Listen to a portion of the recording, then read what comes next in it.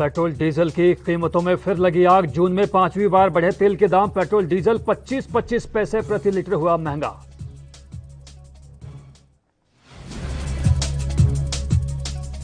Uttar Pradesh cadre के retired IAS अधिकारी अनूप चंद्र पांडे चुनाव आयुक्त नियुक्त। बीते दिन जारी की गई थी अधिसूचना।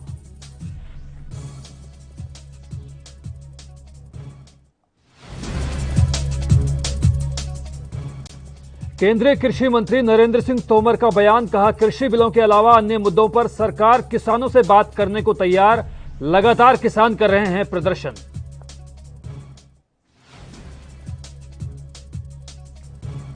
जम्मू कश्मीर के वैष्णो देवी मंदिर के पास लगी भीषण आग। नुकसान की फिलहाल नहीं कोई भी खबर। शॉर्ट सर्किट बताई जा रही है आग की वजह। राहत बचाव कार्य जारी।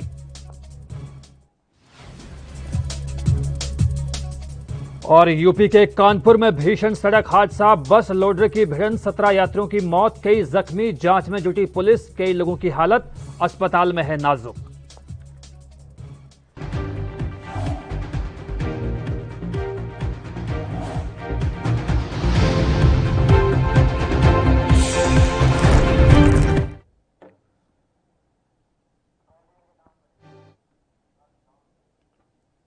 नमस्कार, स्वागत है आपका एनबी न्यूज में और मैं हूं जुबैर खान। चलिए रुख करते हैं इस बड़ी खबर का। दरअसल पेट्रोल और डीजल के दामों में लगातार बढ़ोतरी हो रही है।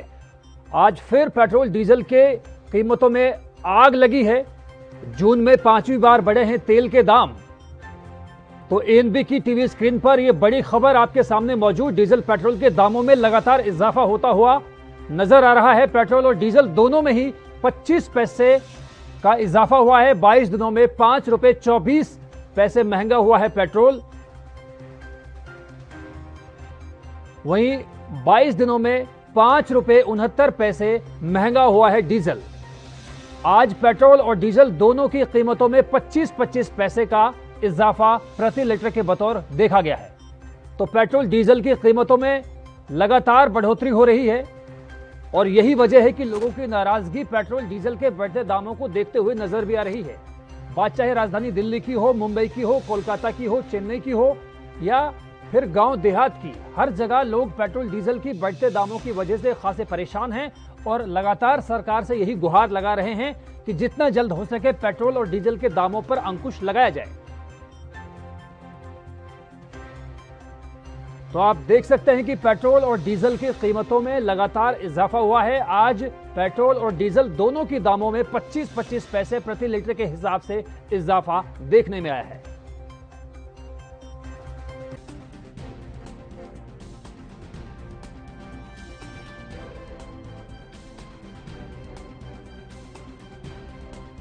तो आप देख सकते हैं कि पेट्रोल और डीजल की जो कीमत है उसमें लगातार बढ़ोतरी हो रही है।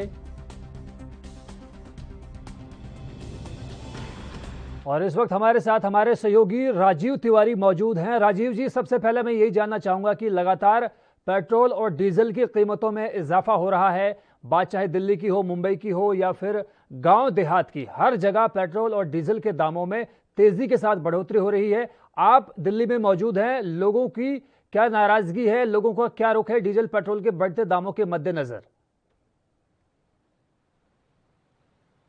दाम बढ़ रहे हैं उससे कहीं ना कहीं जनता की मुश्किलें में बढ़ती नजर आ रही है, क्योंकि जिस तरीके से लॉकडाउन की वजह से तो कहीं ना कहीं लोगों को घरों में रुकना पड़ा था। 2 महीने से ज्यादा का दफा हो चुका। कहीं ना कहीं बात करें जिस तरीके से पेट्रोल डीजल के दाम बढ़ रहे हैं तो उसके और जो जरूरत यानी कि दूध वगैरह ये चीजें। दिल्ली से राजीव जी, इस महत्वपूर्ण जानकारी के लिए आपका बहुत बहुत शुक्रिया। तो आप देख सकते हैं कि जून में 5वीं बार बढ़ चुके हैं तेल के दाम। मई के महीने में भी लगभग 18 बार पेट्रोल और डीजल के दामों में बढ़ोतरी दर्ज की गई थी। आज पेट्रोल और डीजल दोनों की कीमत में 25-25 रुपए प्रति लीटर के हिसाब से इजाफा देखने में आया है। 22 दिन में 5 रुपए 69 पैसे महंगा हुआ है डीजल और यही हालत है पेट्रोल की भी। यानी डीजल और पेट्रोल में लगातार बढ़ोतरी देश भर में दर्ज की जा रही है और यही वजह है कि लोगों की नाराजगी भी सामने आ रही है। लोग बार बार यही उम्मीद कर रहे हैं सरकार से कि किसी भी कीमत पर जितना जल्द हो सके पेट्रोल और डीजल की कीमतों पर कंट्रोल किया जाना चाहिए। जम्मू कश्मीर के कटरा स्थित माता वैष्णो देवी के दरबार में भीषण आग लगने की सूचना है। जानकारी के मुताबिक कालिका भवन के पास काउंटर नंबर 2 के पास आग लग गई। आग बुझाने का काम जारी है, बचाव कार्य भी लगातार जारी है। बताया जा रहा है कि जहां आग लगी उस स्थान से प्राकृतिक घुपा की दूरी तकरीबन 100 मीटर है। अभी तक किसी जनहानि की खबर सामने नहीं आई है। हालांकि आग इतनी भयानक है कि उससे उठते हुए धुएं को दूर से ही देखा जा सकता है। बताया जा रहा है कि शॉर्ट सर्किट की वजह से काउंटिंग रूम में आग लग गई। थोड़ी देर में ही आग बढ़ गई, जिसकी सूचना श्राइन बोर्ड के अधिकारियों को दी गई। तस्वीरों को देखकर अंदाजा लगाया जा सकता है कि आग किस तरह भीषण थी। आग की लपटें आसमान को छू जाने पर आमादा थी और जब ये आग लगी तो चारों तरफ अफरा तफरी का माहौल पैदा हो गया और आसमान में धुएं का गुबार छा गया।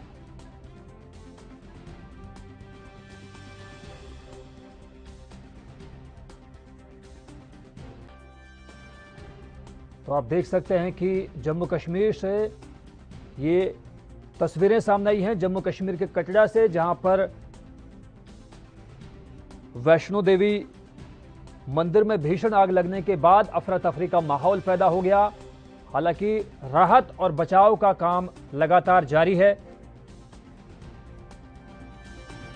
और इस वक्त हमारे साथ हमारे सहयोगी रविंद्र मौजूद हैं।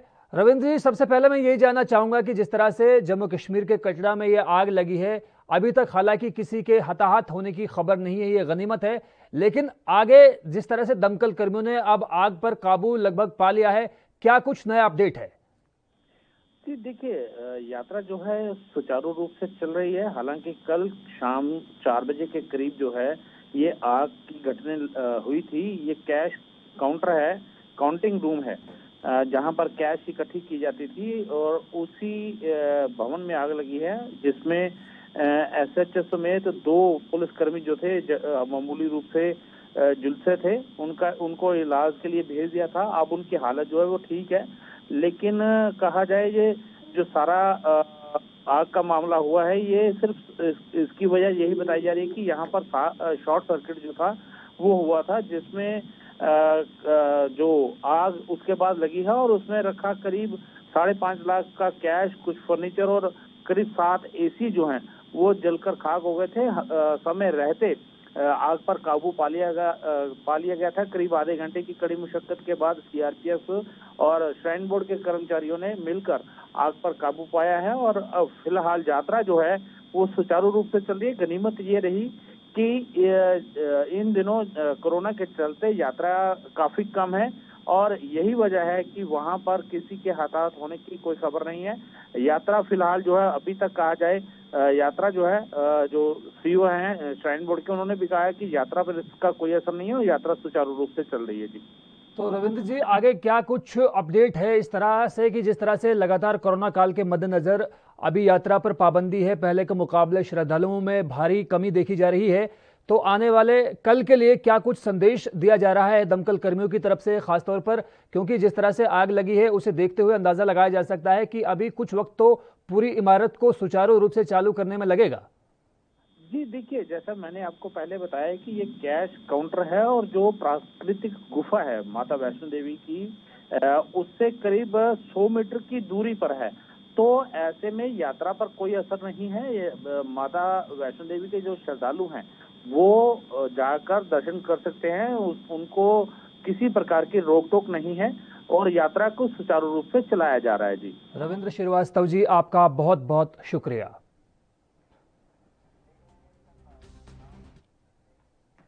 तो फिलहाल वक्त एक ब्रेक का हुआ है, ब्रेक के उस पार भी जारी है खबरों का सिलसिला।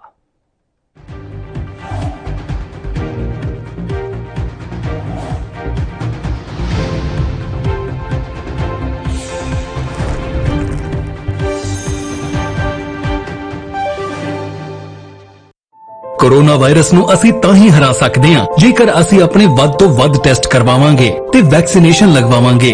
जैसे ਤੁਹਾਨੂੰ ਕੋਈ ਥੋੜੀ ਬਿਮਾਰੀ ਵੀ ਲੱਗੇ, ਤੁਹਾਨੂੰ ਲੱਗੇ ਕਿ ਮੈਨੂੰ ਮੇਰੀ ਛਾਤੀ 'ਚ ਦਰਦ ਹੈ ਜਾਂ ਮੈਨੂੰ ਖਾਂਸੀ ਹੋ ਗਈ ਜਾਂ ਮੈਨੂੰ ਜ਼ੁਕਾਮ ਹੋ ਗਿਆ ਜਾਂ ਮੇਰਾ ਬਦਨ ਦਰਦ ਹੈ, ਤੁਸੀਂ ਵੇਟ ਨਾ ਕਰੋ, ਟੈਸਟ ਕਰਾਓ। ਪੰਜਾਬ ਸਰਕਾਰ ਵੱਲੋਂ ਕਰੋਨਾ ਵਾਇਰਸ ਨਾਲ ਨਜਿੱਠਣ ਲਈ ਪੰਜਾਬ ਦੇ ਪਿੰਡਾਂ ਵਿੱਚ ਵੈਕਸੀਨੇਸ਼ਨ ਡਰਾਈਵ ਚਲਾਈ ਗਈ ਹੈ ਤਾਂ ਜੋ 18 ਸਾਲ ਤੋਂ ਉੱਪਰ ਦੇ ਸਾਰੇ ਲੋਕ ਜਲਦ ਤੋਂ ਜਲਦ ਆਪਣੀ ਵੈਕਸੀਨੇਸ਼ਨ ਕਰਵਾ ਸਕਣ। ਪੂਰੇ ਪੰਜਾਬ ਦੇ ਪਿੰਡਾਂ ਲਈ ਕੋਵਿਡ ਟੈਸਟਿੰਗ ਕੇਂਦਰ ਸਥਾਪਿਤ ਕੀਤੇ ਗਏ ਨੇ।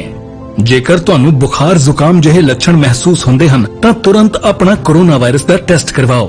ਕੋਰੋਨਾ ਸੰਬੰਧੀ ਜਾਣਕਾਰੀ ਲਈ 104 ਹੈਲਪਲਾਈਨ ਤੇ ਕਾਲ ਕਰੋ। ਤੋ ਤੁਸੀਂ ਪਲੀਜ਼ ਇਸ ਗੱਲ ਤੋਂ ਹੁਣ ਮੇਰੀ ਗੱਲ ਮੰਨੋ ਕਿ ਆਪਾਂ ਪੰਜਾਬ ਨੂੰ ਬਚਾਉਣਾ ਹੈ, ਆਪਣੇ ਪਰਿਵਾਰਾਂ ਨੂੰ ਬਚਾਉਣਾ ਹੈ, ਆਪਣੇ ਪਿੰਡ ਨੂੰ ਬਚਾਉਣਾ ਹੈ, ਤੁਸੀਂ ਆਪਣੇ ਮੁਹੱਲਿਆਂ ਨੂੰ ਬਚਾਉਣਾ ਹੈ। ਤੁਸੀਂ ਜੋ ਦੱਸਿਆ ਡਾਕਟਰਾਂ ਨੇ ਕਰੋ। ਹਿਦਾਇਤਾਂ ਦੀ ਪਾਲਣਾ ਕਰਕੇ ਆਓ ਮਿਲ ਕੇ ਕਰੀਏ ਕੋਰੋਨਾ ਤੇ ਫਤਿਹ। ਇਹੀ ਹੈ ਸਾਡਾ ਮਿਸ਼ਨ ਫਤਿਹ।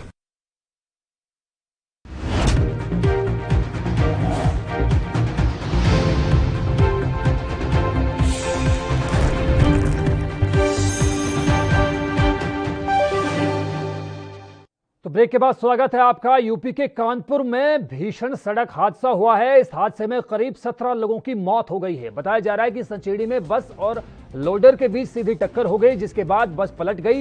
हादसे को लेकर आईजी मोहित अग्रवाल ने बताया कि बस और ऑटो के बीच हुई भिड़ंत में 17 लोगों की मौत हो गई। हैलट अस्पताल में 4 लोगों का इलाज चल रहा है। बस लखनऊ से दिल्ली जा रही थी। जानकारी के मुताबिक बस शताब्दी ट्रेवल्स की थी, जो काफी स्पीड में थी। इस हादसे में अब तक 17 लोगों के मौत की पुष्टि हो चुकी है, जबकि 1 दर्जन से ज्यादा लोग घायल बताए गए हैं। घायलों को अस्पताल में भर्ती करवाया गया है, जहां पर कुछ लोगों की हालत नाजुक है। मौके पर आला अफसर पहुंच चुके हैं और राहत बचाव के काम को शुरू किया जा चुका है। बताया जा रहा है कि मृतकों में ज्यादातर मजदूर हैं जो बिस्कुट फैक्ट्री में काम करते थे।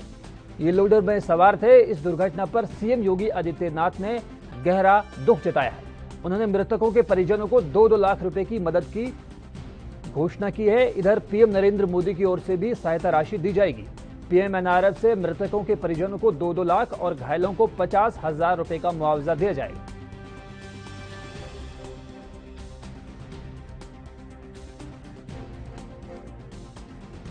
तो आप देख सकते हैं कि यूपी के कानपुर में बस और लोडर की भिड़ंत के बाद 17 लोगों की मौत की एक दर्दनाक खबर हमारे सामने मौजूद है। बताया जा रहा है कि सचेड़ी में बस और लोडर के बीच हुई इस सीधी टक्कर में 17 लोगों की मौत हो गई। हादसे को लेकर आईजी मोहित अग्रवाल ने बताया कि बस और ऑटो के बीच हुई इस भिड़ंत में 17 परिवार एक तरह से उजड़ गए हैं। जिन यात्रियों की हालत नाजुक है उनका हैलट अस्पताल में इलाज चल रहा है। जानकारी के मुताबिक ये बस लखनऊ से दिल्ली जा रही थी। हालांकि जैसे ही एक्सीडेंट की खबर प्रशासन को मिली, आला अफसर मौके पर पहुंच गए, जिसके बाद राहत और बचाव का काम शुरू किया गया। जानकारी ये भी मिली है कि मृतकों में ज्यादातर मजदूर हैं जो बिस्किट फैक्ट्री में काम करते थे और ये इस लोडर में सवार थे। इस दुर्घटना पर सीएम योगी आदित्यनाथ ने अफसोस जताया है और उन्होंने मृतकों के परिजनों को 2-2 लाख रुपए की मदद राशि देने का ऐलान किया है। उधर पीएम नरेंद्र मोदी की तरफ से भी सहायता राशि दी जाएगी। पीएम एनआरएफ से मृतकों के परिजनों को 2-2 लाख और घायलों को 50,000 रुपए की सहायता राशि प्रदान की जाएगी।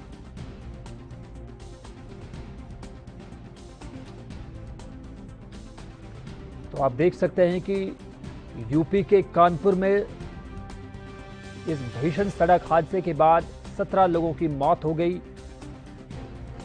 और अभी भी दर्जनों लोग गंभीर रूप से घायल बताए जा रहे हैं, जिनका स्थानीय हैलट अस्पताल में इलाज चल रहा है। यूपी के मुख्यमंत्री योगी आदित्यनाथ ने इस घटना पर गहरा दुख जताया है। इस हादसे के बाद पीएम नरेंद्र मोदी की तरफ से भी सहायता राशि प्रदान की जाएगी। वहीं पीड़ित परिजनों के लिए भी सीएम योगी आदित्यनाथ ने भी घोषणा की है कि मरने वालों के परिजनों को 2-2 लाख रुपए बतौर मुआवजा दिया जाएगा।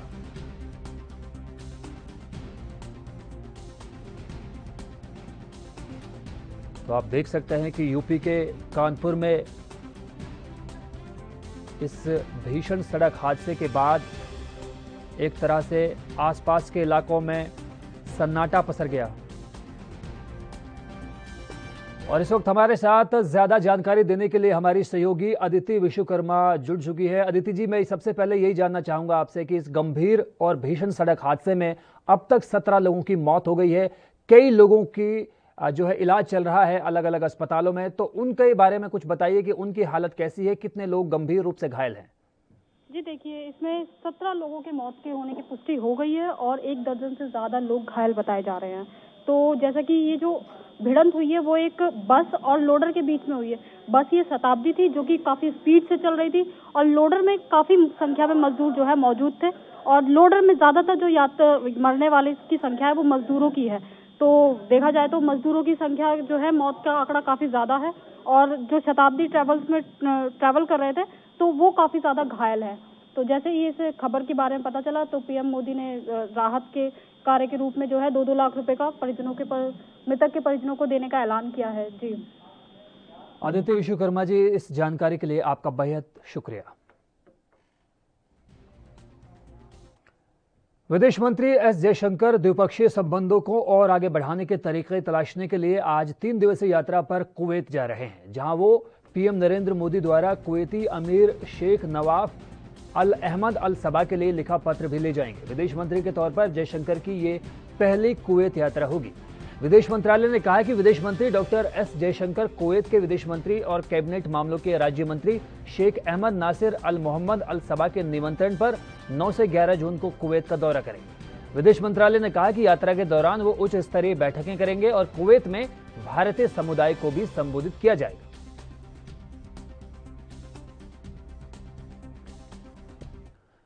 उत्तर प्रदेश के मुख्य सचिव रहे डॉक्टर अनूप चंद्र पांडे को देश का नया चुनाव आयुक्त नियुक्त किया गया है। बता दें कि अनूप चंद्र 1984 बैच के आईएएस अफसर रहे हैं। साथ ही उन्हें 37 साल की भारतीय प्रशासनिक सेवा का अनुभव है। साल 2018 में यूपी के मुख्य सचिव बनने वाले अनूप चंद्र 2019 अगस्त महीने तक पद पर रहे थे। वहीं इन दिनों एनजीटी में यूपी निगरानी समिति के मौजूदा सदस्य भी हैं। आपको बता दें कि इससे पहले अनूप उत्तर प्रदेश सरकार में कई बड़े और महत्वपूर्ण पदों पर रह चुके हैं। चुनाव आयोग के तौर पर नियुक्ति के संबंध में अधिसूचना बीते दिन जारी की गई, जिसमें बताया गया कि राष्ट्रपति संविधान के अनुच्छेद 324 के खंड 2 के तहत अनूप चंद्र पांडे को उस दिन से निर्वाचन आयुक्त के पद पर नियुक्त किया जाता है जिस दिन से वो अपना कार्यभार ग्रहण करेंगे। बता दें कि अनूप चंद्र पांडे की नियुक्ति के बाद चुनाव आयोग में सदस्यों की संख्या एक बार फिर से 3 हो गई है।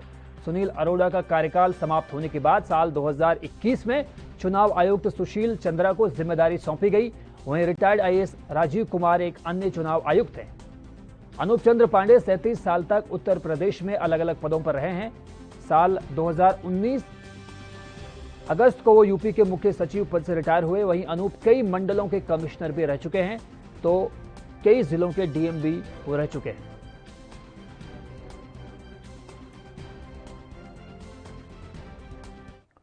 फिलहाल वक्त एक और ब्रेक का है, जल्द लौटते हैं।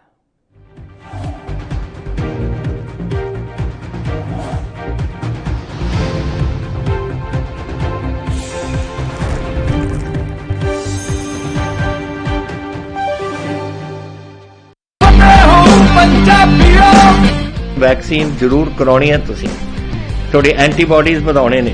ਜਦੋਂ ਤੁਹਾਡੇ ਐਂਟੀਬॉडीज ਵਧਣਗੇ ਉਹ ਐਂਟੀਬॉडीज ਨੇ ਜਿਹੜੀ ਕੋਰੋਨਾ ਦੇ ਨਾਲ ਜੰਗ ਲੜ ਸਕਦੀ ਹੈ ਤੁਹਾਡੇ ਬॉडीज ਦੇ ਵਿੱਚ। ਇਹ ਤੁਹਾਨੂੰ ਕਰਾਉਣਾ ਚਾਹੀਦਾ ਹੈ। ਤੁਹਾਨੂੰ ਉਹ ਡਾਕਟਰ ਜੋ ਪਹਿਲੇ ਦਿਨ ਤੋਂ ਕਹਿ ਰਹੇ ਨੇ ਮਾਸਕ ਨਹੀਂ ਭੁੱਲਣਾ। ਅਗਰ ਕਿਸੇ ਨੂੰ ਕੋਵਿਡ ਹੋ ਵੀ ਚੁੱਕਿਆ ਉਹਨੂੰ ਵੀ ਦੇਖੋ ਕਿ ਮਾਸਕ ਪਹਿਨੇ, ਕਿਉਂਕਿ ਸਟ੍ਰੇਨਸ ਬਦਲਦੇ। ਇਹ ਜਿਹੜੇ ਸਟ੍ਰੇਨ ਨੇ ਨਾ ਕੋਰੋਨਾ ਦੇ, ਇਹਨਾਂ ਦੀ ਮਿਊਟੈਂਟਸ ਬਣ ਜਾਂਦੇ ਨੇ।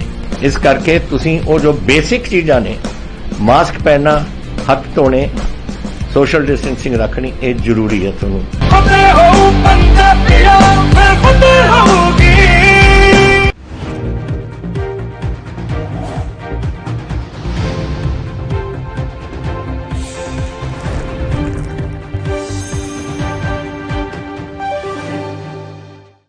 सीनियर वकील हरीश साल्वे ने कहा है कि पीएनबी घोटाले में फरार हीरा कारोबारी मेहुल चोकसी को डोमिनिका से कुछ हफ्तों में भारत लाया जा सकता है। इससे पहले खबर आई थी कि हरीश साल्वे इस मामले में भारत सरकार का पक्ष रख सकते हैं। उन्होंने कहा था कि भारत सरकार डोमिनिका की अदालत में कोई पार्टी नहीं है, बल्कि सरकार डोमिनिका प्रशासन की मदद कर रही है। जानकारी के मुताबिक साल्वे ने कहा कि मेहुल चोकसी को कुछ हफ्तों में भारत लाया जा सकता है। उन्होंने कहा कि मुझे डोमिनिका की अदालतों में किसी तरह का अनुभव नहीं है, लेकिन उम्मीद करता हूं कि हमें इसमें महीनों के बदले कुछ हफ्ते ही लगेंगे, उसके बाद कामयाबी हासिल हो जाएगी। हालांकि सरकार ने चोकसी के प्रत्यर्पण मामले में हरीश साल्वे की मदद को लेकर कोई घोषणा नहीं की है।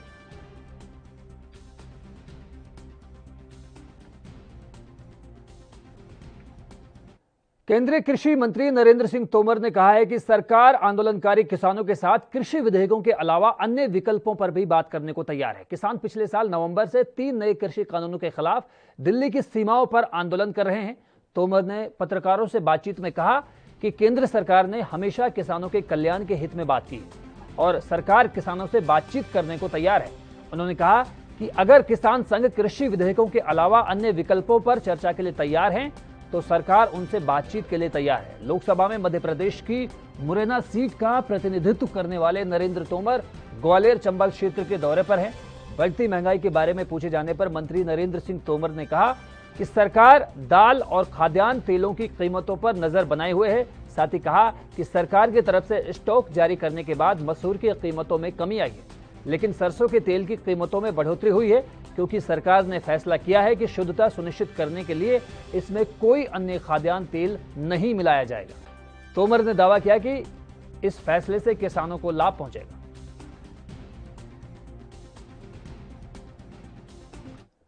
पश्चिम बंगाल विधानसभा में विपक्ष के नेता शुवेंदु अधिकारी ने मंगलवार को राष्ट्रीय राजधानी में केंद्रीय गृह मंत्री अमित शाह और बीजेपी अध्यक्ष जेपी नड्डा से मुलाकात की। जानकारी के मुताबिक अधिकारी ने शाह और नड्डा को विधानसभा चुनाव में ममता बनर्जी सरकार को हटाने के असफल प्रयास के बाद भगवा कैडर में व्याप्त भावना से अवगत कराया। बीजेपी के केंद्रीय नेतृत्व ने अधिकारी को दिल्ली बुलाया था और वो रात सोमवार को पहुंचे थे। अब आज वो पीएम नरेंद्र मोदी से मुलाकात करेंगे। ये मुलाकात दोपहर 12 बजे होने की उम्मीद जताई जा रही है। मंगलवार सुबह अधिकारी ने शाह से उनके आवास पर मुलाकात की और पश्चिम बंगाल से संबंधित कई मुद्दों पर चर्चा की। बैठक के बाद अधिकारी ने ट्वीट किया कि कई मामलों पर चर्चा की गई और बंगाल के लिए आशीर्वाद मांगा गया। माननीय गृह मंत्री ने आश्वासन दिया कि वो हमेशा बंगाल के लिए थे और रहेंगे। इसके बाद शाम को अधिकारी ने नड्डा से उनके आवास पर बैठक की। इस मीटिंग के बाद उन्होंने ट्वीट किया कि बीजेपी के माननीय राष्ट्रीय अध्यक्ष जेपी नड्डा जी से मिलकर खुशी हुई। बंगाल के महत्वपूर्ण मुद्दों और इसके समाधान पर डिस्कशन हुई। निश्चित रहे कि पार्टी हर कार्यकर्ता के साथ हर वक्त पर मौजूद है। सूत्रों से ये भी पता लगा है कि अधिकारी ने बीजेपी के केंद्रीय नेतृत्व को उन नेताओं के एक वर्ग में अशांति के बारे में भी जानकारी दी जो विधानसभा चुनाव से पहले भगवा खेमे में शामिल हो गए थे और अब तृणमूल कांग्रेस में वापसी की योजना बना रहे हैं। फिलहाल वक्त एक और ब्रेक का हुआ है, जल्द हाजिर होते हैं।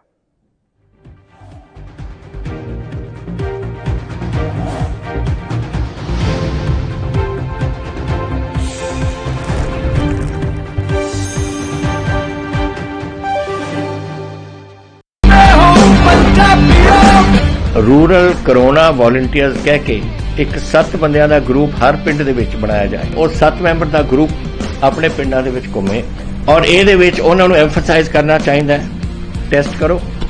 ਜੈਸੇ ਮੈਂ ਤੁਹਾਨੂੰ ਦੱਸਿਆ ਜਿੱਥੇ ਫਿਰ ਅਗਰ ਕੋਈ ਪੋਜ਼ਿਟਿਵ ਨਿਕਲਿਆ ਉਹ ਕਿਹਨੂੰ ਮਿਲਿਆ ਉਹਨੂੰ ਟ੍ਰੇਸ ਕਰੋ ਕਿ ਜਾ ਕੇ ਦੇਖੋ ਕਿ ਕਿਹਨੂੰ ਮਿਲਿਆ ਉਹਨੂੰ ਵੀ ਟੈਸਟ ਕਰੋ ਔਰ ਫਿਰ ਜਿਹੜੇ ਕੋਵਿਡ ਪੋਜ਼ਿਟਿਵ ਨੇ ट्रीट करो। 3 T's, 3 T's test trace and treat. ये चीज़ां अगर आप कर सकिए तो तुसी देखो ये अपने पिंड और मोहल्ले कंट्रोल आ सकती है।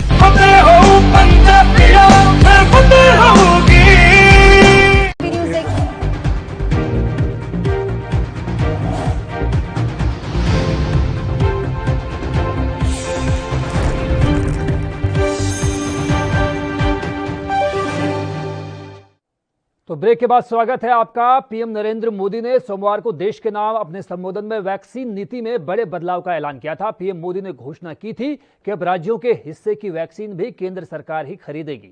साथ ही 21 जून से 18 साल से ऊपर के तमाम लोगों को मुफ्त वैक्सीन देने और प्रधानमंत्री गरीब कल्याण अन्न योजना को नवंबर तक बढ़ाने का भी ऐलान किया गया। ऐसे में अब केंद्र सरकार को पहले की अपेक्षा ज्यादा पैसों की जरूरत पड़ेगी। वित्त मंत्रालय के सूत्रों का आकलन है कि पीएम मोदी की तरफ से घोषित नई वैक्सीन नीति के लिए अब 45,000 से 50,000 करोड़ रुपए की जरूरत पड़ेगी। हालांकि उन्होंने कहा कि फिलहाल वैक्सीन खरीदने के लिए पैसों की कोई कमी नहीं है क्योंकि इसके लिए बजट में ही प्रावधान किए गए थे। इस साल के आम बजट में वित्त मंत्री निर्मला सीतारमण ने वैक्सीन की खरीद और उसे लोगों को देने के 35,000 करोड़ रुपए का प्रावधान किया था।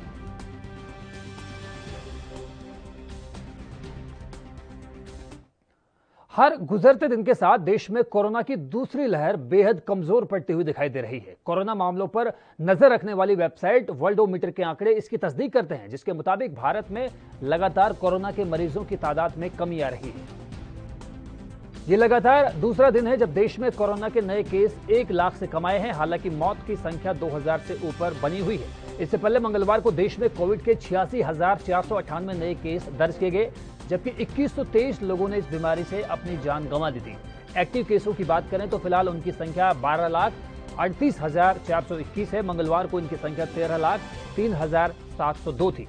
यानी 24 घंटे में देश में 65,000 से ज्यादा एक्टिव केस कम हुए हैं। बहरहाल देश में कुल कोरोना मरीजों की संख्या बढ़कर 2,90,88,176 हो गई है। इस महामारी से अब तक 3,53,557 लोगों की मौत भी हो चुकी है।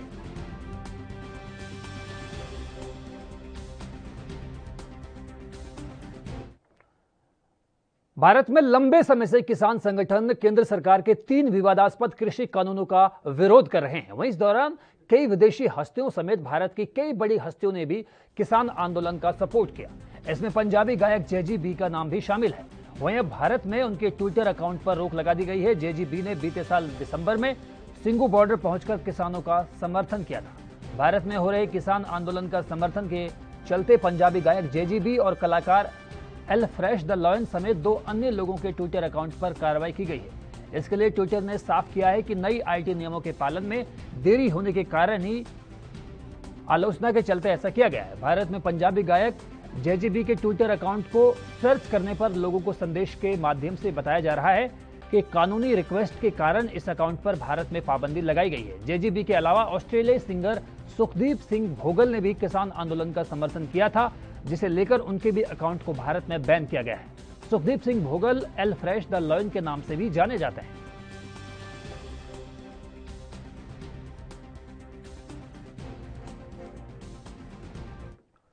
कोरोना के बाद देश में ब्लैक फंगस अपने पैर पसारता हुआ जा रहा है। ब्लैक फंगस के बढ़ते मामलों को देखते हुए कई राज्य इसे महामारी घोषित कर चुके हैं। इस बीच लोगों में इस बीमारी को लेकर एक नया डर बैठ गया है। दरअसल कुछ ऐसे मामले सामने आए हैं जहां लोग ब्लैक फंगस के डर से पेड़ों को काट रहे हैं। लोगों का मानना है कि आसपास पेड़ों की मौजूदगी से नमी बढ़ जाती है, जिसकी वजह से फंगस का खतरा और ज्यादा बढ़ जाता है, जिस वजह से वो अपना आसपास के पेड़ों को काट रहे हैं। ऐसे में लोगों के इस वहम को दूर करने के लिए फॉरेस्ट डिपार्टमेंट सामने आया है। नासिक फॉरेस्ट डिपार्टमेंट के deputy forest conservator Pankaj Garg ने बताया कि इस बीमारी का पेड़ से कोई ताल्लुक नहीं।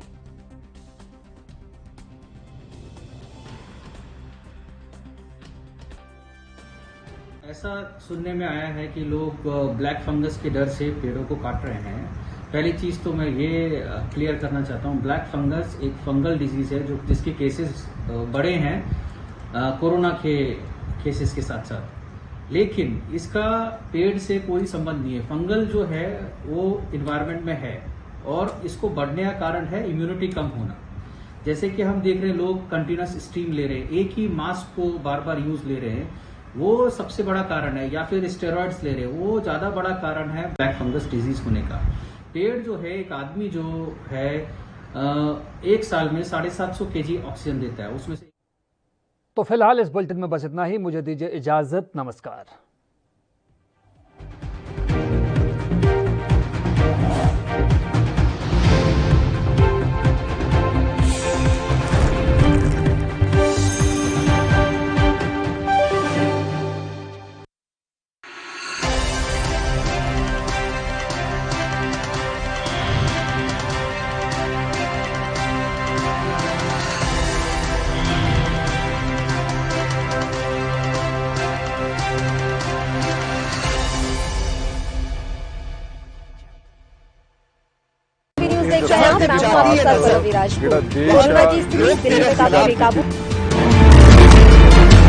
खबरनामा, खबर से असर तक शाम 5 बजे सिर्फ ANB न्यूज पर।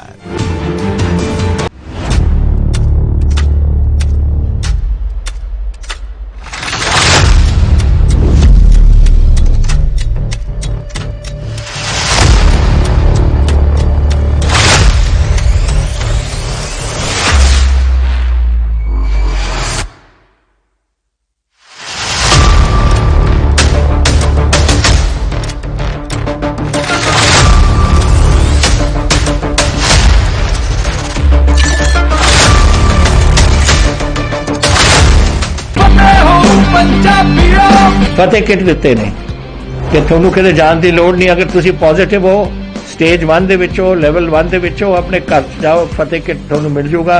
ਬਿਮਾਰੀ ਦਾ ਕੀ ਦਵਾਈ ਲੈਣੀ ਹੈ, कैसे ਲੈਣੀ ਹੈ, ਸਾਰਾ ਕਾਗਜ਼ ਵਿੱਚ ਹੈ।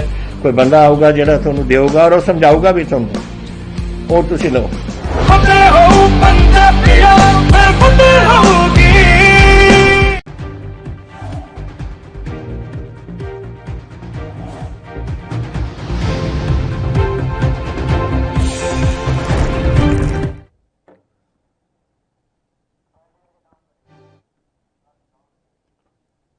नमस्कार, स्वागत है आपके एनबी न्यूज में और मैं हूं जुबैर खान। चलिए रुख करते हैं इस बड़ी खबर का। दरअसल पेट्रोल और डीजल के दामों में लगातार बढ़ोतरी हो रही है। आज फिर पेट्रोल डीजल के कीमतों में आग लगी है। जून में 5वीं बार बढ़े हैं तेल के दाम। तो एनबी की टीवी स्क्रीन पर यह बड़ी खबर आपके सामने मौजूद। डीजल पेट्रोल के दामों में लगातार इजाफा होता हुआ नजर आ रहा है। पेट्रोल और डीजल दोनों में ही 25 पैसे का इजाफा हुआ है। 22 दिनों में 5 रुपए 24 पैसे महंगा हुआ है पेट्रोल। वहीं 22 दिनों में 5 रुपए 69 पैसे महंगा हुआ है डीजल। आज पेट्रोल और डीजल दोनों की कीमतों में 25-25 पैसे का इजाफा प्रति लीटर के बतौर देखा गया है। तो पेट्रोल डीजल की कीमतों में लगातार बढ़ोतरी हो रही है और यही वजह है कि लोगों की नाराजगी पेट्रोल डीजल के बढ़ते दामों को देखते हुए नजर भी आ रही है। बात चाहे राजधानी दिल्ली की हो, मुंबई की हो, कोलकाता की हो, चेन्नई की हो या फिर गांव देहात की, हर जगह लोग पेट्रोल डीजल की बढ़ते दामों की वजह से खासे परेशान हैं और लगातार सरकार से यही गुहार लगा रहे हैं कि जितना जल्द हो सके पेट्रोल और डीजल के दामों पर अंकुश लगाया जाए। तो आप देख सकते हैं कि पेट्रोल और डीजल की कीमतों में लगातार इजाफा हुआ है। आज पेट्रोल और डीजल दोनों की दामों में 25-25 पैसे प्रति लीटर के हिसाब से इजाफा देखने में आया है।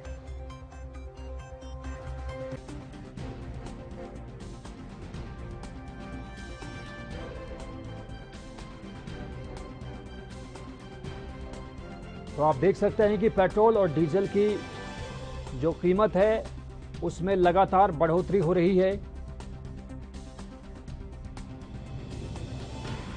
और इस वक्त हमारे साथ हमारे सहयोगी राजीव तिवारी मौजूद हैं। राजीव जी, सबसे पहले मैं यही जानना चाहूंगा कि लगातार पेट्रोल और डीजल की कीमतों में इजाफा हो रहा है। बात चाहे दिल्ली की हो, मुंबई की हो या फिर गांव देहात की, हर जगह पेट्रोल और डीजल के दामों में तेजी के साथ बढ़ोतरी हो रही है। आप दिल्ली में मौजूद हैं, लोगों की क्या नाराजगी है, लोगों का क्या रुख है डीजल पेट्रोल के बढ़ते दामों के मद्देनजर? दाम बढ़ रहे हैं उससे कहीं ना कहीं जनता की मुश्किलें भी बढ़ती नजर आ रही है, क्योंकि जिस तरीके से लॉकडाउन की वजह से तो कहीं ना कहीं लोगों को घरों में रुकना पड़ा था। 2 महीने से ज्यादा का दम हो चुका। कहीं ना कहीं बात करें जिस तरीके से पेट्रोल डीजल के दाम बढ़ रहे हैं तो उससे और जो जरूरत की चीजें यानी कि दूध वगैरह ये चीजें। दिल्ली से राजीव जी, इस महत्वपूर्ण जानकारी के लिए आपका बहुत बहुत शुक्रिया। तो आप देख सकते हैं कि जून में 5वीं बार बढ़ चुके हैं तेल के दाम। मई के महीने में भी लगभग 18 बार पेट्रोल और डीजल के दामों में बढ़ोतरी दर्ज की गई थी। आज पेट्रोल और डीजल दोनों की कीमत में 25-25 रुपए प्रति लीटर के हिसाब से इजाफा देखने में आया है। 22 दिन में 5 रुपए 69 पैसे महंगा हुआ है डीजल और यही हालत है पेट्रोल की भी। यानी डीजल और पेट्रोल में लगातार बढ़ोतरी देश भर में दर्ज की जा रही है और यही वजह है कि लोगों की नाराजगी भी सामने आ रही है। लोग बार बार यही उम्मीद कर रहे हैं सरकार से कि किसी भी कीमत पर जितना जल्द हो सके पेट्रोल और डीजल की कीमतों पर कंट्रोल किया जाना चाहिए। जम्मू कश्मीर के कटरा स्थित माता वैष्णो देवी के दरबार में भीषण आग लगने की सूचना है। जानकारी के मुताबिक कालिका भवन के पास काउंटर नंबर 2 के पास आग लग गई। आग बुझाने का काम जारी है, बचाव कार्य भी लगातार जारी है। बताया जा रहा है कि जहां आग लगी उस स्थान से प्राकृतिक घोपा की दूरी तकरीबन 100 मीटर है। अभी तक किसी जनहानि की खबर सामने नहीं आई है। हालांकि आग इतनी भयानक है कि उससे उठते हुए धुएं को दूर से ही देखा जा सकता है। बताया जा रहा है कि शॉर्ट सर्किट की वजह से काउंटिंग रूम में आग लग गई। थोड़ी देर में ही आग बढ़ गई, जिसकी सूचना श्राइन बोर्ड के अधिकारियों को दी गई। तस्वीरों को देखकर अंदाजा लगाया जा सकता है कि आग किस तरह भीषण थी। आग की लपटें आसमान को छू जाने पर आमादा थी और जब ये आग लगी तो चारों तरफ अफरा तफरी का माहौल पैदा हो गया और आसमान में धुएं का गुबार छा गया।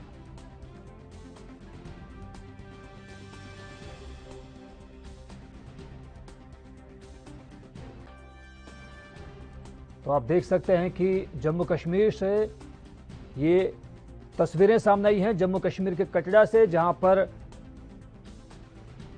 वैष्णो देवी मंदिर में भीषण आग लगने के बाद अफरा तफरी का माहौल पैदा हो गया। हालांकि राहत और बचाव का काम लगातार जारी है और इस वक्त हमारे साथ हमारे सहयोगी रविंद्र मौजूद हैं। रविंद्र जी, सबसे पहले मैं ये जानना चाहूंगा कि जिस तरह से जम्मू कश्मीर के कटरा में ये आग लगी है, अभी तक हालांकि किसी के हताहत होने की खबर नहीं है, ये गनीमत है, लेकिन आगे जिस तरह से दमकल कर्मियों ने अब आग पर काबू लगभग पा लिया है, क्या कुछ नया अपडेट है?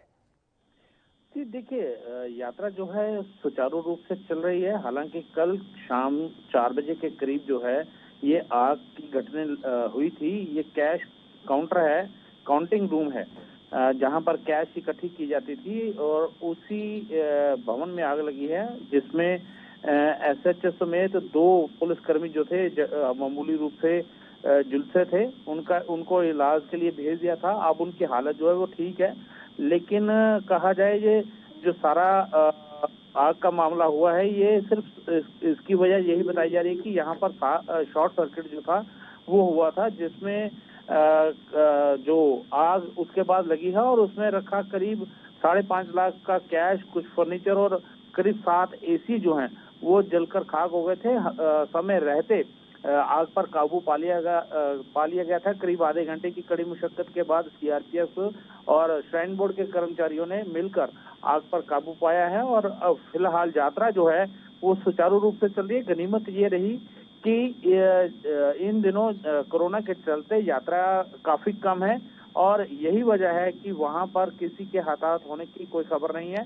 यात्रा फिलहाल जो है अभी तक कहा जाए, यात्रा जो है जो सीईओ हैं श्राइन बोर्ड के, उन्होंने भी कहा है कि यात्रा पर इसका कोई असर नहीं है और यात्रा सुचारू रूप से चल रही है। जी तो रविंद्र जी, आगे क्या कुछ अपडेट है इस तरह से कि जिस तरह से लगातार कोरोना काल के मद्देनजर अभी यात्रा पर पाबंदी है, पहले के मुकाबले श्रद्धालुओं में भारी कमी देखी जा रही है, तो आने वाले कल के लिए क्या कुछ संदेश दिया जा रहा है दमकल कर्मियों की तरफ से, खासतौर पर क्योंकि जिस तरह से आग लगी है उसे देखते हुए अंदाजा लगाया जा सकता है कि अभी कुछ वक्त तो पूरी इमारत को सुचारू रूप से चालू करने में लगेगा? जी देखिए, जैसा मैंने आपको पहले बताया कि ये कैश काउंटर है और जो प्राकृतिक गुफा है माता वैष्णो देवी की, उससे करीब 100 मीटर की दूरी पर है। तो ऐसे में यात्रा पर कोई असर नहीं है। ये माता वैष्णो देवी के जो श्रद्धालु हैं वो जाकर दर्शन कर सकते हैं, उनको किसी प्रकार की रोक टोक नहीं है और यात्रा को सुचारू रूप से चलाया जा रहा है। जी रविंद्र श्रीवास्तव जी, आपका बहुत बहुत शुक्रिया।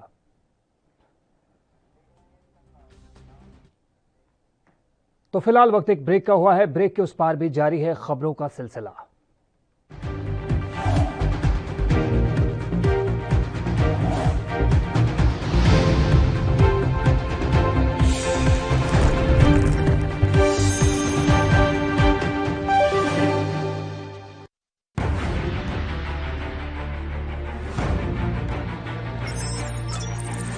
खबर चाहे सियासत की हो या सरकार की, खबर चाहे भ्रष्टाचार की हो या गुनहगार की, दिन भर में क्या रहा देश जगत का हाल, किस मुद्दे ने बनाई किसकी सरकार, रखते हैं हम सब पर नजर, पहुंचाते हैं हम हर खबर। हम हैं ANB न्यूज।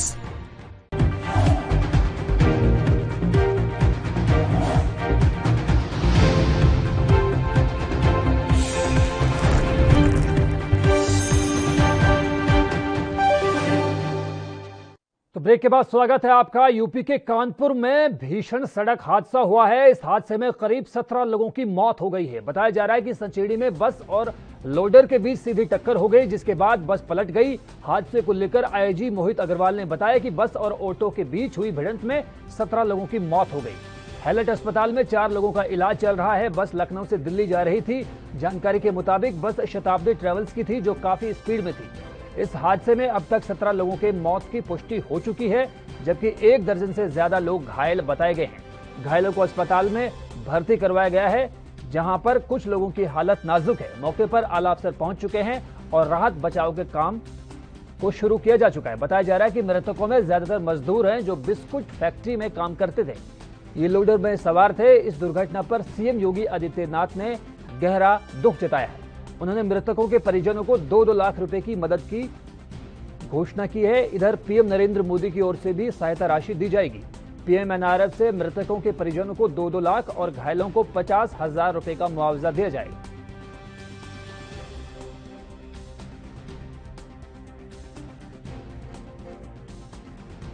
तो आप देख सकते हैं कि यूपी के कानपुर में बस और लोडर की भिड़ंत के बाद 17 लोगों की मौत की एक दर्दनाक खबर हमारे सामने मौजूद है। बताया जा रहा है कि सचेड़ी में बस और लोडर के बीच हुई इस सीधी टक्कर में 17 लोगों की मौत हो गई। हादसे को लेकर आईजी मोहित अग्रवाल ने बताया कि बस और ऑटो के बीच हुई इस भिड़ंत में 17 परिवार एक तरह से उजड़ गए हैं। जिन यात्रियों की हालत नाजुक है, उनका हैलट अस्पताल में इलाज चल रहा है। जानकारी के मुताबिक ये बस लखनऊ से दिल्ली जा रही थी। हालांकि जैसे ही एक्सीडेंट की खबर प्रशासन को मिली, आला अफसर मौके पर पहुंच गए, जिसके बाद राहत और बचाव का काम शुरू किया गया। जानकारी ये भी मिली है कि मृतकों में ज्यादातर मजदूर हैं जो बिस्किट फैक्ट्री में काम करते थे और ये इस लोडर में सवार थे। इस दुर्घटना पर सीएम योगी आदित्यनाथ ने अफसोस जताया है और उन्होंने मृतकों के परिजनों को 2-2 लाख रुपए की मदद राशि देने का ऐलान किया है। उधर पीएम नरेंद्र मोदी की तरफ से भी सहायता राशि दी जाएगी। पीएम एनआरएफ से मृतकों के परिजनों को 2-2 लाख और घायलों को 50,000 रुपए की सहायता राशि प्रदान की जाएगी।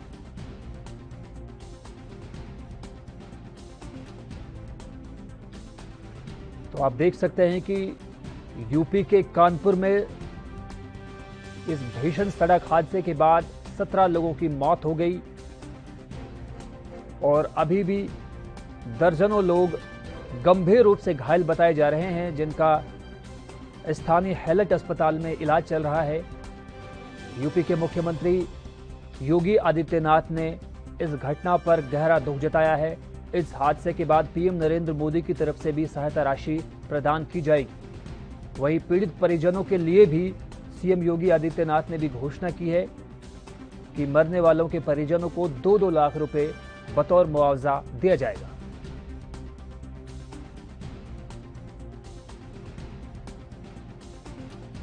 तो आप देख सकते हैं कि यूपी के कानपुर में इस भीषण सड़क हादसे के बाद एक तरह से आसपास के इलाकों में सन्नाटा पसर गया। और इस वक्त हमारे साथ ज्यादा जानकारी देने के लिए हमारी सहयोगी अदिति विश्वकर्मा जुड़ चुकी है। अदिति जी, मैं सबसे पहले यही जानना चाहूंगा आपसे कि इस गंभीर और भीषण सड़क हादसे में अब तक 17 लोगों की मौत हो गई है। कई लोगों की जो है इलाज चल रहा है अलग अलग अस्पतालों में, तो उनके बारे में कुछ बताइए कि उनकी हालत कैसी है, कितने लोग गंभीर रूप से घायल हैं?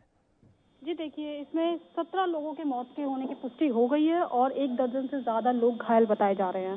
तो जैसा कि ये जो भिड़ंत हुई है वो एक बस और लोडर के बीच में हुई है। बस ये शताब्दी थी जो कि काफी स्पीड से चल रही थी और लोडर में काफी संख्या में मजदूर जो है मौजूद थे और लोडर में ज्यादातर जो मरने वाले की संख्या है वो मजदूरों की है। तो देखा जाए तो मजदूरों की संख्या जो है, मौत का आंकड़ा काफी ज्यादा है और जो शताब्दी ट्रेवल्स में ट्रैवल कर रहे थे तो वो काफी ज्यादा घायल है। तो जैसे ही इस खबर के बारे में पता चला तो पीएम मोदी ने राहत के कार्य के रूप में जो है 2-2 लाख रुपए का मृतक के परिजनों को देने का ऐलान किया है। जी आदित्य विश्वकर्मा जी, इस जानकारी के लिए आपका बेहद शुक्रिया। विदेश मंत्री एस जयशंकर द्विपक्षीय संबंधों को और आगे बढ़ाने के तरीके तलाशने के लिए आज 3 दिवसीय यात्रा पर कुवैत जा रहे हैं, जहां वो पीएम नरेंद्र मोदी द्वारा कुवैती अमीर शेख नवाफ अल अहमद अल सबा के लिए लिखा पत्र भी ले जाएंगे। विदेश मंत्री के तौर पर जयशंकर की ये पहली कुवैत यात्रा होगी। विदेश मंत्रालय ने कहा कि विदेश मंत्री डॉक्टर एस जयशंकर कुवैत के विदेश मंत्री और कैबिनेट मामलों के राज्य मंत्री शेख अहमद नासिर अल मोहम्मद अल सबा के निमंत्रण पर 9 से 11 जून को कुवैत का दौरा करेंगे। विदेश मंत्रालय ने कहा कि यात्रा के दौरान वो उच्च स्तरीय बैठकें करेंगे और कुवैत में भारतीय समुदाय को भी संबोधित किया जाएगा।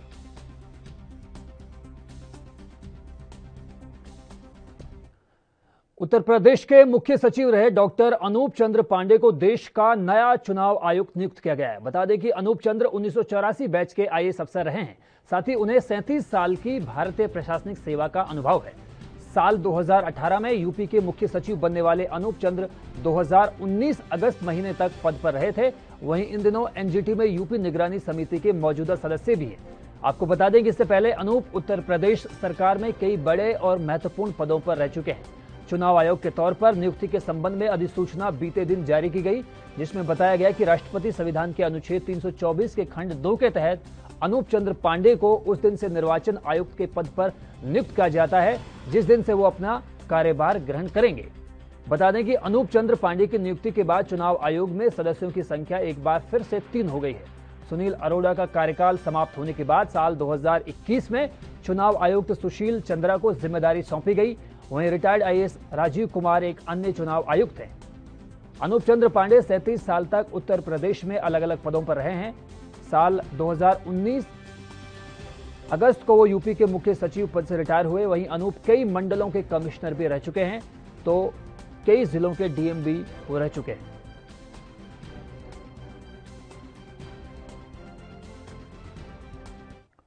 फिलहाल वक्त एक और ब्रेक का है, जल्द लौटते हैं।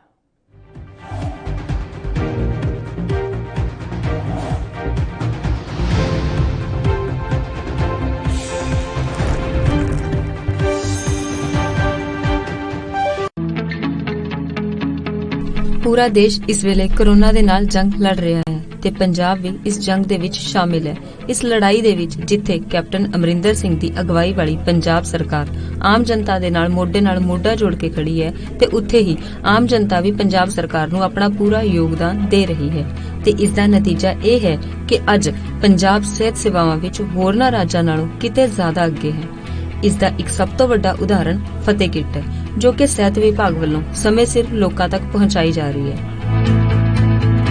ਮੇਰੀ ਥੋੜੇ ਦਿਨ ਪਹਿਲਾਂ ਕੋਵਿਡ ਦੀ ਰਿਪੋਰਟ ਪੋਜ਼ਿਟਿਵ ਆਈ ਸੀ ਤੇ ਅੱਜ ਮੈਨੂੰ ਫਤਿਹ ਕਿੱਟ ਹੈਲਥ ਡਿਪਾਰਟਮੈਂਟ ਵੱਲੋਂ ਪ੍ਰੋਵਾਈਡ ਕੀਤੀ ਗਈ ਹੈ, ਜਿਹਦੇ ਵਿੱਚ ਕੀ ਜ਼ਰੂਰਤ ਦੀਆਂ ਸਾਰੀਆਂ ਦਵਾਈਆਂ ਨੇ। ਮੈਂ ਪੰਜਾਬ ਸਰਕਾਰ ਦਾ ਇਸ ਵਾਸਤੇ ਬਹੁਤ-ਬਹੁਤ ਧੰਨਵਾਦ ਕਰਦੀ ਹਾਂ। ਦਰਅਸਲ ਇਸ ਕਿੱਟ ਵਿੱਚ ਮਰੀਜ਼ ਦੇ ਇਲਾਜ ਲਈ ਉਹ ਸਾਰੀਆਂ ਦਵਾਈਆਂ ਅਤੇ ਉਪਕਰਣ ਸ਼ਾਮਿਲ ਨੇ ਜਿਸ ਦੇ ਨਾਲ ਮਰੀਜ਼ ਘਰ 'ਚ ਰਹਿ ਕੇ ਹੀ ਕੋਰੋਨਾ ਨੂੰ ਮਾਤ ਦੇ ਸਕਦਾ ਹੈ।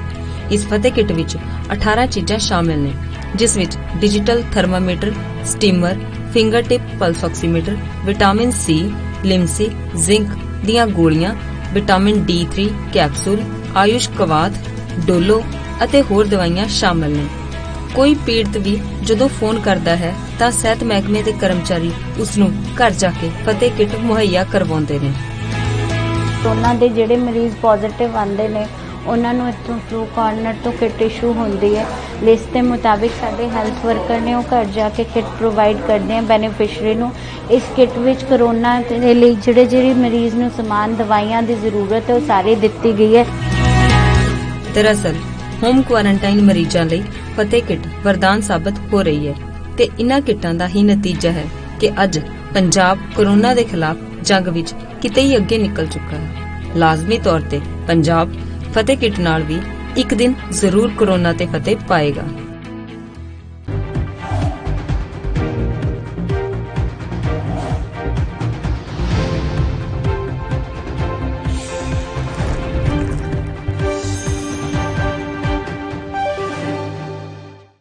सीनियर वकील हरीश साल्वे ने कहा है कि पीएनबी घोटाले में फरार हीरा कारोबारी मेहुल चोकसी को डोमिनिका से कुछ हफ्तों में भारत लाया जा सकता है।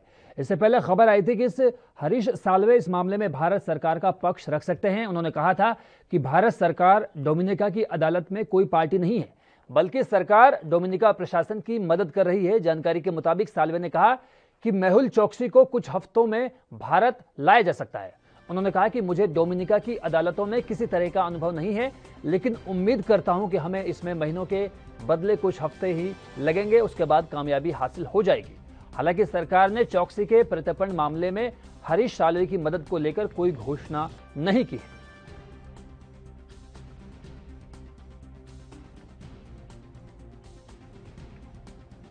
केंद्रीय कृषि मंत्री नरेंद्र सिंह तोमर ने कहा है कि सरकार आंदोलनकारी किसानों के साथ कृषि विधेयकों के अलावा अन्य विकल्पों पर भी बात करने को तैयार है। किसान पिछले साल नवंबर से 3 नए कृषि कानूनों के खिलाफ दिल्ली की सीमाओं पर आंदोलन कर रहे हैं। तोमर ने पत्रकारों से बातचीत में कहा कि केंद्र सरकार ने हमेशा किसानों के कल्याण के हित में बात की और सरकार किसानों से बातचीत करने को तैयार है। उन्होंने कहा कि अगर किसान संघ कृषि विधेयकों के अलावा अन्य विकल्पों पर चर्चा के लिए तैयार हैं तो सरकार उनसे बातचीत के लिए तैयार है। लोकसभा में मध्य प्रदेश की मुरैना सीट का प्रतिनिधित्व करने वाले नरेंद्र तोमर ग्वालियर चंबल क्षेत्र के दौरे पर हैं। बढ़ती महंगाई के बारे में पूछे जाने पर मंत्री नरेंद्र सिंह तोमर ने कहा कि सरकार दाल और खाद्यान्न तेलों की कीमतों पर नजर बनाए हुए है। साथ ही कहा कि सरकार की तरफ से स्टॉक जारी करने के बाद मसूर की कीमतों में कमी आई है, लेकिन सरसों के तेल की कीमतों में बढ़ोतरी हुई है क्योंकि सरकार ने फैसला किया है कि शुद्धता सुनिश्चित करने के लिए इसमें कोई अन्य खाद्यान्न तेल नहीं मिलाया जाएगा। तोमर ने दावा किया कि इस फैसले से किसानों को लाभ पहुंचेगा।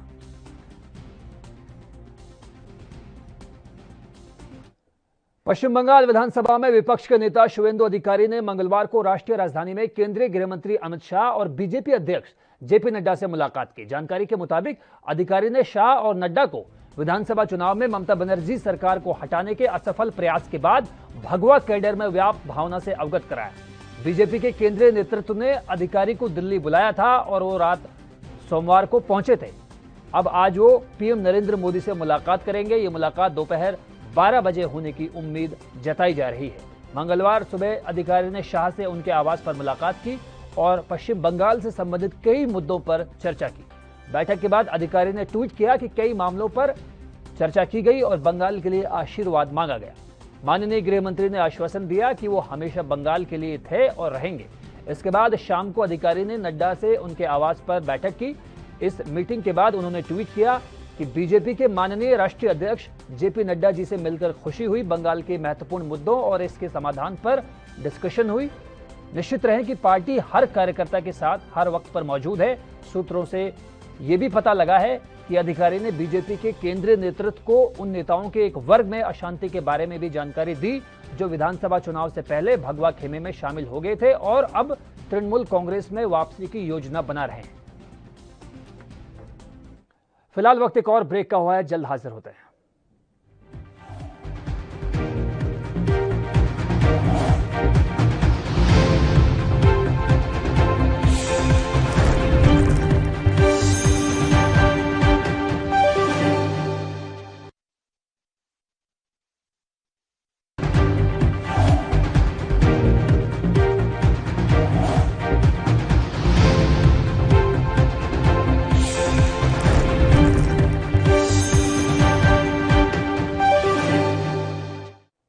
तो ब्रेक के बाद स्वागत है आपका। पीएम नरेंद्र मोदी ने सोमवार को देश के नाम अपने संबोधन में वैक्सीन नीति में बड़े बदलाव का ऐलान किया था। पीएम मोदी ने घोषणा की थी कि अब राज्यों के हिस्से की वैक्सीन भी केंद्र सरकार ही खरीदेगी। साथ ही 21 जून से 18 साल से ऊपर के तमाम लोगों को मुफ्त वैक्सीन देने और प्रधानमंत्री गरीब कल्याण अन्न योजना को नवंबर तक बढ़ाने का भी ऐलान किया गया। ऐसे में अब केंद्र सरकार को पहले की अपेक्षा ज्यादा पैसों की जरूरत पड़ेगी। वित्त मंत्रालय के सूत्रों का आकलन है कि पीएम मोदी की तरफ से घोषित नई वैक्सीन नीति के लिए अब 45,000 से 50,000 करोड़ रुपए की जरूरत पड़ेगी। हालांकि उन्होंने कहा कि फिलहाल वैक्सीन खरीदने के लिए पैसों की कोई कमी नहीं है क्योंकि इसके लिए बजट में ही प्रावधान किए गए थे। इस साल के आम बजट में वित्त मंत्री निर्मला सीतारमण ने वैक्सीन की खरीद और उसे लोगों को देने के 35,000 करोड़ रुपए का प्रावधान किया था।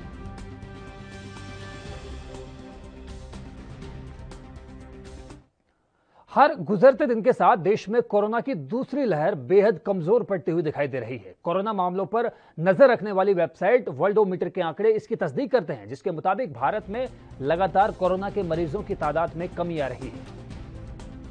ये लगातार दूसरा दिन है जब देश में कोरोना के नए केस 1 लाख से कम आए हैं। हालांकि मौत की संख्या 2000 से ऊपर बनी हुई है। इससे पहले मंगलवार को देश में कोविड के 86,498 नए केस दर्ज किए गए, जबकि 2123 लोगों ने इस बीमारी से अपनी जान गंवा दी थी।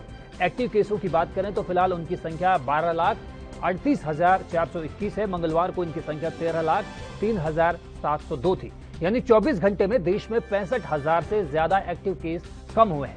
बहरहाल देश में कुल कोरोना मरीजों की संख्या बढ़कर 2,90,88,176 हो गई है। इस महामारी से अब तक 3,53,557 लोगों की मौत भी हो चुकी है।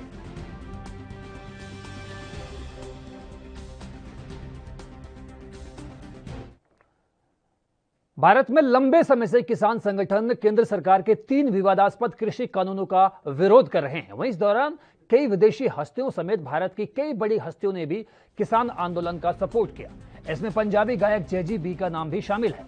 वहीं अब भारत में उनके ट्विटर अकाउंट पर रोक लगा दी गई है। जेजीबी ने बीते साल दिसंबर में सिंगू बॉर्डर पहुंचकर किसानों का समर्थन किया था। भारत में हो रहे किसान आंदोलन का समर्थन के चलते पंजाबी गायक जेजीबी और कलाकार एलफ्रेश द लॉयन समेत 2 अन्य लोगों के ट्विटर अकाउंट पर कार्रवाई की गई है।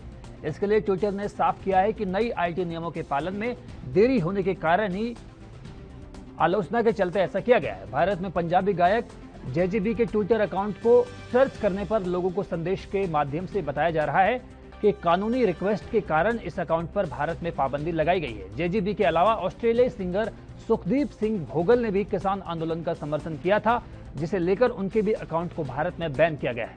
सुखदीप सिंह भोगल एलफ्रेश द लॉयन के नाम से भी जाने जाते हैं।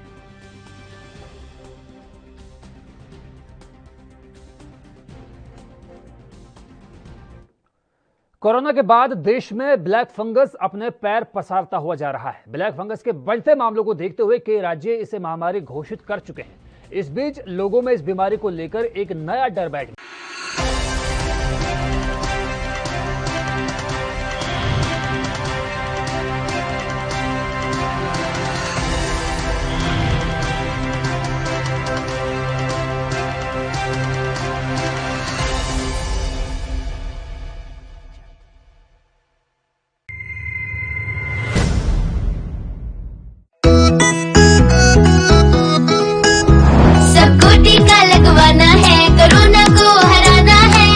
सुरक्षा अपना कर सुरक्षा चक्र बनाना है। 18 साल की उम्र हो, युवा हो या बुजुर्ग हो, एक पल भी सोचे बिना ये मौका नहीं गंवाना है। सबको टीका लगवाना है, कोरोना को हराना है। टीका लगने के बाद भी सुरक्षा को अपना कर भी मास्क फिर भी लगाना है, 2 गज की दूरी निभाना है। सबको टीका लगवाना है, कोरोना को हराना है। और वैक्सीन लगाने में मुझे किसी तरह की कोई दिक्कत नहीं हुई है। गवर्नमेंट ने काफी अच्छी व्यवस्था की हुई है यहाँ पर, और मैं सबसे यही कहूंगा कि सभी को वैक्सीन लगवानी चाहिए। और उसमें कोई भी ऐसा दर्द या कोई ऐसी चिंता वाली विषय की बात नहीं है। मैंने टीका लगवाया है जीत का, आप भी लगवाइए। टीका ही दिलाएगा जीत, टीका जीत। आज मैंने कोरोना से जीतने के लिए टीका लगवाया, आप लोग भी लगवाएं, सुरक्षित रहें। मैंने लगाया है टीका जीत का, आप भी लगवाइए। चलो टीका लगवाएं, कोरोना को हराएं। निःशुल्क टीकाकरण अभियान में 18 वर्ष से अधिक उम्र वालों के लिए टीका लगवाकर सुरक्षा कवच बनाएं। comin.gov.in पर रजिस्ट्रेशन करवाएं। सूचना एवं जनसंपर्क विभाग उत्तर प्रदेश द्वारा जनहित में जारी।